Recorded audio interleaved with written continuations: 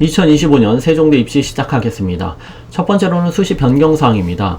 세종대는 특히 바뀐 부분이 많아서 등급이 조금 부족한 학생들에게는 기회가 될 수 있습니다. 그래서 꼼꼼하게 살펴보셔야 하고요. 두 번째로는 학생부 교과 전형의 지역균형 전형이라고 하죠. 수시 등급을 보면서 학교장 추천을 몇 등급 학생들이 받았고 또 올해는 몇 등급 학생들이 받아야 하는지에 대해 볼 수 있도록 하겠습니다. 세 번째로는 학생부 종합전형인데요. 서류를 잘 챙긴 학생들이 3등급대의 지원 전략, 어떤 학과를 지원을 해야 되고 작년에는 몇 등급 학생들이 합격을 했는지를 보면서 살펴보겠습니다. 자, 신설학과가 있습니다. 변경사항에서 자유전공학부가 생겼죠. 그래서 교과전형으로만 모집을 합니다. 인문자연 무전공 선발이고요. 지능정보융합학과가 생겼고 콘텐츠 소프트웨어학과가 생겼습니다. 자유전공학부에서 모든 전공 선택이 가능한데 제외되는 학과가 있습니다. 예체능은 당연히 안 되고요. 창의소프트대학 과 첨단학과는 제외가 된다 라는 거, 그래서 그거 알고 지원하셔야 합니다. 자, 명칭이 변경됐습니다. 전자정보통신공학과가 AI융합전자공학과로 바뀌었고요. 환경에너지공간융합학과가 환경융합공학과로 바뀌었습니다. 자, 교과 반영 방법이 파격적으로 바뀌어서 자, 이 부분을 좀 잘 이용하시고 활용하시면 좋을 것 같아요. 자, 작년 같은 경우에는 자, 인문계열에서 과학이 들어갔습니다. 근데 자연은 또 사회를 들어가지 않았거든요. 근데 올해는 인문에서 과학이 빠졌고요. 자연은 그대로고요. 근데 자유전공학부가 파격적으로 바뀌었죠. 자, 사회하고 과학이 아예 반영이 안 됩니다. 그러니까 국영수만 반영이 된다라고 보시면 되는데 작년도 컷 자체가 없기 때문에 올해 몇 등급으로 형성될지는 아무도 모르죠. 그래서 자, 이 부분을 좀 이용을 하시기 바랍니다. 그 다음 진로선택 과목은 자유전공학부에선 진로선택이 20% 반영되고요. 그리고 뭐 나머지 문과하고 자연계열에서도 진로선택 과목이 반영은 됩니다. 자, 수능 최저가 있습니다. 자유전공학부는 뭐 올해 생겼으니까 작년 거랑 비교할 수는 없고요. 올해는 2합 5등급으로 수능 최저가 좀 세죠. 그래서 수능 최저만 맞출 수 있다라고 하면 2등급 중반 학생들에게도 기회가 되지 않을까 싶습니다. 그 다음 인문계열에서는 2합 6등급으로 작년이랑 동일하고요. 그리고 자연계열에서는 2합 7등급이었는데 올해는 2합 6등급으로 높아졌습니다. 그래서 수능 최저가 바뀐 부분이 많으니 꼼꼼하게 잘 알고 계셔야 되겠고요. 그 다음 변경사항에서 학종 1단계 배수가 좀 바뀌었는데 큰 입시에 영향이 없을 것 같습니다. 그래서 3배수에서 4배수로 모집하는 그런 학과들이 있다. 그 정도만 알고 계시면 되고요. 자, 전형을 다시 한번 살펴보겠습니다. 전형은 교과 전형에서는 명칭을 뭐라고 한다고요? 지역균형 전형이라고 한다. 교과 100%고요. 수능 최저 있습니다. 그 다음 학생부 종합전형에서는 두 가지가 있는데요. 면접형이 있고 서류형이 있다. 면접형에서는 3배수나 4배수를 모집해서 면접을 보게 되고요. 서류형에서는 면접을 안 보겠죠. 모집 인원은 면접형이 더 많네요. 328명이고 서류형이 148명이고요. 교과 전형은 368명으로 이렇게 모집을 합니다. 수능 최저는 교과 전형만 있습니다. 자, 올해 모집하는 인원수를 좀 보시면 자, 자유전공학부에서 엄청나게 많이 모집을 합니다. 지역균형에서 223명인데 좀 전에 말씀드렸지만 어떻게 계산이 된다고요? 국영수만 계산이 됩니다. 사회과학을 망친 학생들에겐 도움이 많이 되겠죠. 그래서 국영수만, 그리고 작년에 컷 자체가 없기 때문에 올해 아주 파격적으로 바뀌었고, 또한 수능 최저가 2합 5등급으로 생각보다는 높기 때문에 그래서 수능 최저만 맞춘다라고 하면 등급이 조금 낮은 학생들도 기회가 될 것이다 라는 거.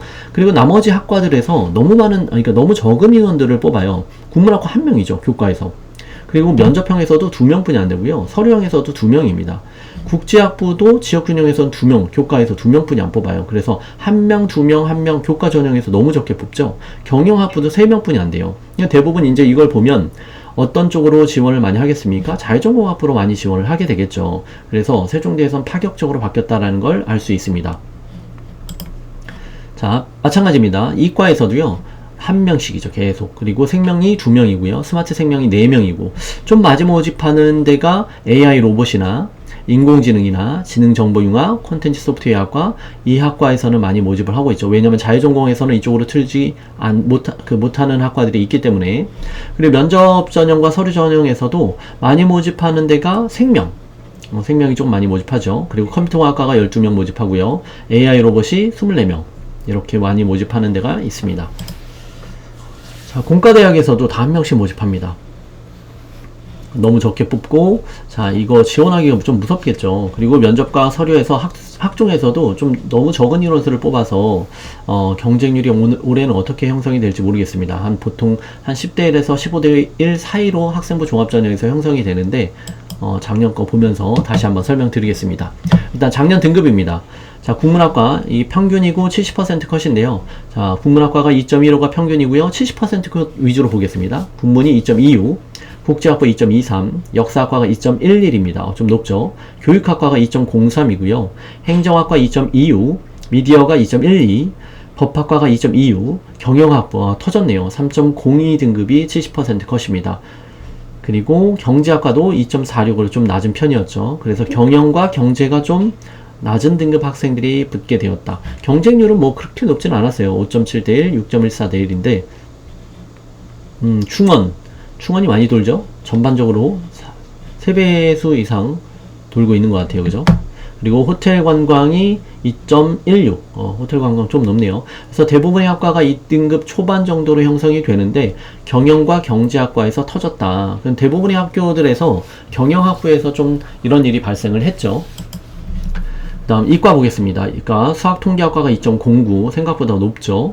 물리천문학과가 2.18 이렇게 생각보다 높은 이유는 작년에 수능 최저가 몇이었다고요? 2합 7등급이었습니다. 2합 7등급이면 수능 최저가 약한, 그러니까 수능이 약한 학생들이 많이 도전하고 안전빵으로 2등급 초반 아이들이 지원하고 있다라는 거를 볼 수 있습니다. 화학하고 생명은 너무 세죠. 1.92, 1.91이고요. 스마트 생명산업이 2.14, 전자정보가 2.21, 반도체가 2.08이죠. 컴퓨터가 2.0, 정보보호학과가 2.46고 좀 낮았네요. 소프트웨어가 2.02, AI 로봇이 2.31, 인공지능이 2.17로 문과보다 오히려 더 높은 것 같아요. 거의 2.0, 2.1까지 돼야지 좀 안정적으로 쓸 수 있었던 것 같습니다. 건축공학과 좀 낮았네요. 2.43, 건축학과 2.04, 건설환경이 2.16이고요. 환경에너지 공간이 1.98로 좀 너무 높았죠. 지구자원시스템공학과가 2.20이고요. 기계공학과가 2.20, 나노신소재가 1.97로 되게 높죠. 그리고 양자원자력공학과가 2.29 등급으로 평균 등급을 보면 그냥 2점 초반, 극초반 2.0 정도는 돼야지 지원할 수 있었고 합격 컷에 나왔었습니다. 자, 면접형을 보겠습니다. 이제 학생부 종합전형이죠. 자, 국문학과가 70% 컷이 2.95 등급입니다. 이제 3등급에서 3등급 초반까지 합격이 나왔던 것 같습니다. 그래서 3등급 초반 학생들은 지원이 가능하고요. 국제학부는 뭐 워낙 어문 계열이다 보니 특목고 아이들도 좀 많이 오죠. 근데 인문계에서는 일반고에서는 이제 3등급 초반까지, 3등급 중반까지도 나왔습니다. 그 다음 역사학과가 2.57로 좀 높은 것을 볼 수가 있고요. 교육학과 세죠. 그래서 3등급 학생은 교육학과라고 하면 좀 지원하지 않는 게 좋습니다. 행정학과 2.38 좀 높죠. 미디어도 2.43 높은 편이고요. 법학과 2.96 등급 2등급 후반까지 나왔네요.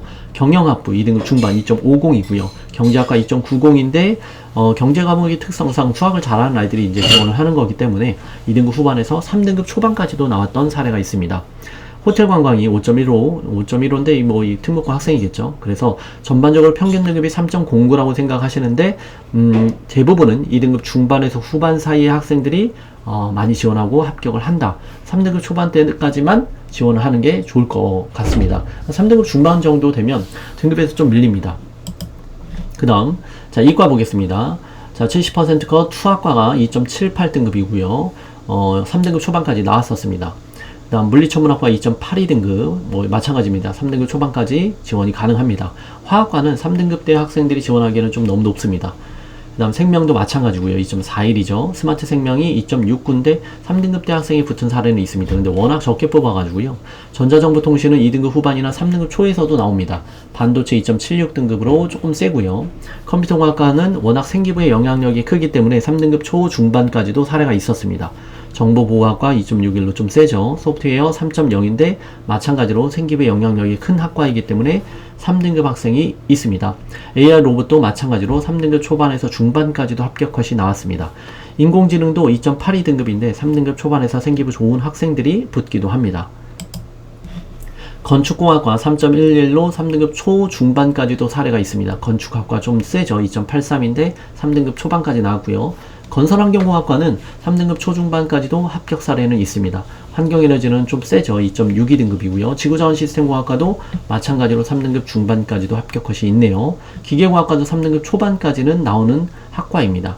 나노신소재는 이제 신소재공학과가 좀 세기 때문에 2등급 후반 정도는 돼야, 근데 3.0 요 정도까지 좀 생각하시면 될 것 같습니다.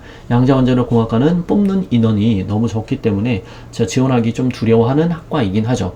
그래서 이게 면접 전형인데요. 그래서 문과하고 이과를 보시면 문과 같은 경우에는 2등급 후반까지 지원이 가능할 것 같고 3등급 초반은 학과를 잘 살펴서 지원하시는 게 좋을 거고요. 이과 같은 경우는 3등급 중반까지도 합격 사례가 있는 학과들이 있습니다. 자, 그 방금 본 게 면접 전형입니다. 서류형은 등급이 더 높습니다. 서류형을 보시면 국문학과가 2.67등급이죠. 그리고 국제학부가 2.58등급, 역사학과 2.59, 교육학과 2.33, 행정학과 2.46이고요. 미디어가 2.41, 법학 2.53, 경영이 2.52, 경제학과 2.24, 그리고 호텔이 2.43으로 2등급 중반에서 형성이 되는 걸 볼 수 있습니다. 그러면 면접형하고 서류형은 어떤 차이가 있느냐면 학업 역량을 더 많이 보는 게 서류형입니다. 그래서 등급이 좋은 학생들이 지원하는 거기 때문에 만약에 3등급 초반 학생이라고 하면 서류형으로 지원하시면 안 되겠죠. 면접형으로 지원을 하셔야 합니다. 자, 이과도 마찬가지입니다. 수학통계학과가 2.31이죠. 2.65가 물리천문학부고요. 화학과 엄청 세죠. 2.05. 생명시스템이 2.30, 스마트생명이 2.20, 전자정보통신 2.85, 반도체가 2.57, 컴퓨터과학이 2.29, 정보국어가 2.55, 소프트웨어가 2.19, AI 로봇이 2.56, 인공지능이 2.74 등급으로 확실히 면접 전형보다는 등급대가 높은 것을 볼 수가 있습니다. 건축공학과 3.61인데 면접형으로 지원하는 게 오히려 물론 3.61이라고 해도 면접형으로 지원하시는 게 더 좋을 겁니다. 그 다음 건축학과 2.57, 건설환경이 2.64, 환경에너지가 2.56, 2.78이 지구자원, 기계공학과가 3.35, 나노신소재가 2.56, 양자원자력공학과가 2.47 등급입니다. 자, 이렇게 등급을 봤을 때 면접형하고 서류형을 보는데 등급이 3등급 초반 학생은 면접형으로 지원하는 게 훨씬 더 합격 가능성을 높일 수 있다는 거 알고 계시면 됩니다.